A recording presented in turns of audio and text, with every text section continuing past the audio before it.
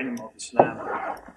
So how can we, these youth that have been, you could say like misguided by these people, how can we bring them in and actually like clarify for them more? Sorry. Questions regarding social media. And what advice would you give these speakers, and what would you say to them? Clear. With regards to social media, sheikhs, scholars, muftis, people who say that they're scholars, they say they're Ahlul Sunnah wal Jama'ah, they teach youth, they mislead youth, they don't give them the proper knowledge, etc. What advice do we give to the youth that have been misled and victimized, quote unquote?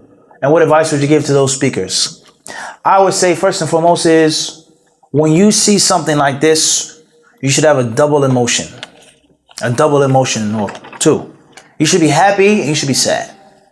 You should be happy at the fact that the Prophet ﷺ has spoken the truth. The Prophet ﷺ has spoken the truth.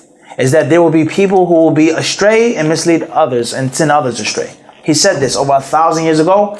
فَوَقَعَ كَمَا قَالَ. Just as he said is exactly what is taking place in the Ummah. فَسُئِلُوا فَأَفْتَوْا بِغَيْرِ عِلْمٍ فَضَلُّوا وَأَضَلُّوا.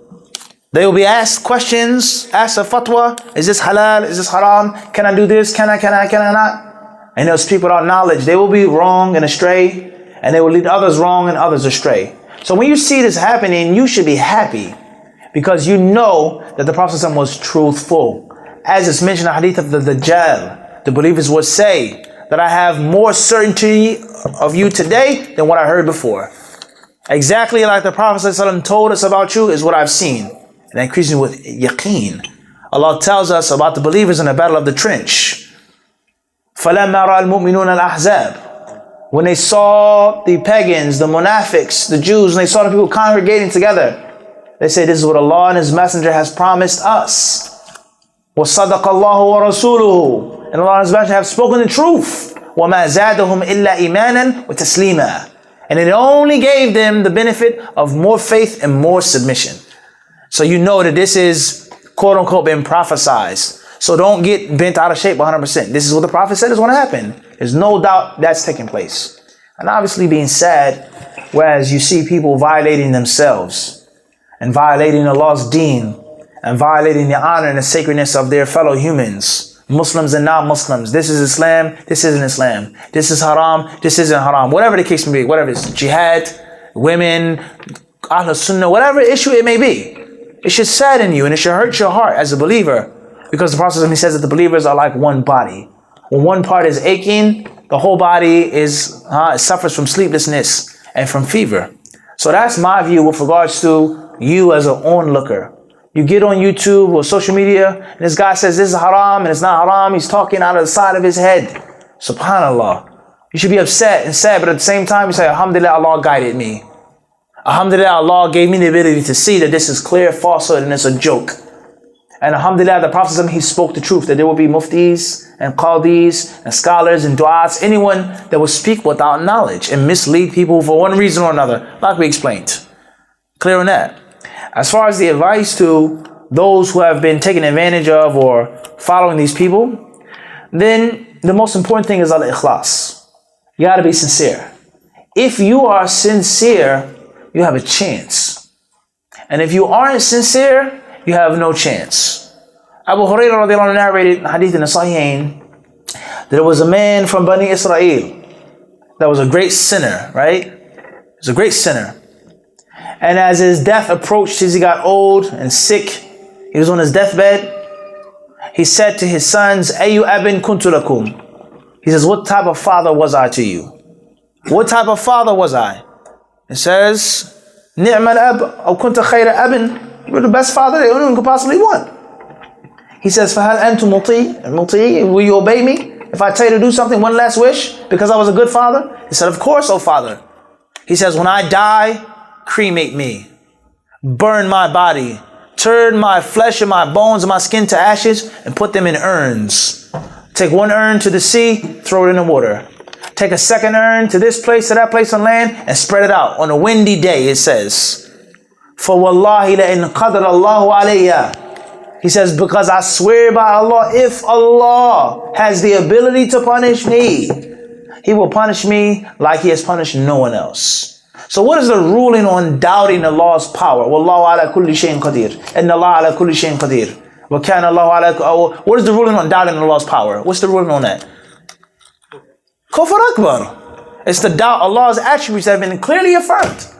Allah has He has the endless omnipotence, the power to do all things. So the man, he made a statement of kufr. So Allah Azza wa Jal, obviously, He commanded the sea, He commanded the land, commanded the mountains to gather this man and put him back together. So the man was brought back to life. And the first question Allah asked him, He says, Ma hamalaka ala ma sanata. He says, what made you do this? In other words, son, so stupid and foolish to think that I don't have the ability to put you back together and punish you. What made you do that? What did the man say? He says, khashituka ya Rabb wa anta alam. He says, only because of your fear, and you truly know best. Allahu Akbar. The man was ignorant, but he still had some basic fiqh. He knew that Allah truly knows his intention. So Allah Azza wa Jalla, He forgave the man. How many sins did the man commit? How much evil did the man do? He doubted Allah. He told his sons to disobey Allah and to cremate his body, destruction of something that he didn't own. And Allah, He forgave him because he was what? He was sincere. Even though he was what? Mistaken.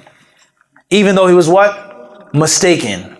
So if you really think that this is the sheikh that you should be listening to, or this is the dawah group, or these people are fighting Allah's cause, whatever you honestly believe in your heart, and you try your best and do your best to figure out this is the correct brand of Islam or dawah of Islam, even if you're mistaken, you're in a better situation than the one who's only following and being a part of the people because it looks good or feels good or he's popular or I can get married or I can get money or because I'm afraid of your harm and your adha. He said, be quiet. And if you don't, I'll do what? Warn against you. Even though I don't know you, I have nothing to warn against you, but I warn against you. Fear. So if you fear other than Allah, and if you hope for other than Allah, and if you're just in a place because of the people, then you have no chance. So that's my advice, is for those people to have sincerity and for those people to use common sense. And you don't have to be a scholar or a student of knowledge to have common sense to know that this is not right.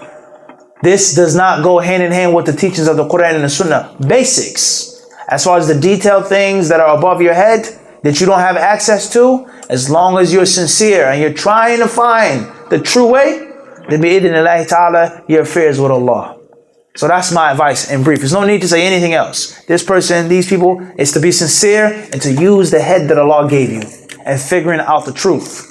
As far as advice to the people who make these mistakes and say these things and mislead people, then it is for them to وَاتَّقُوا يَوْمًا تُرْجَعُونَ فِيهِ إِلَى اللَّهِ. Fear a day in which you return to Allah.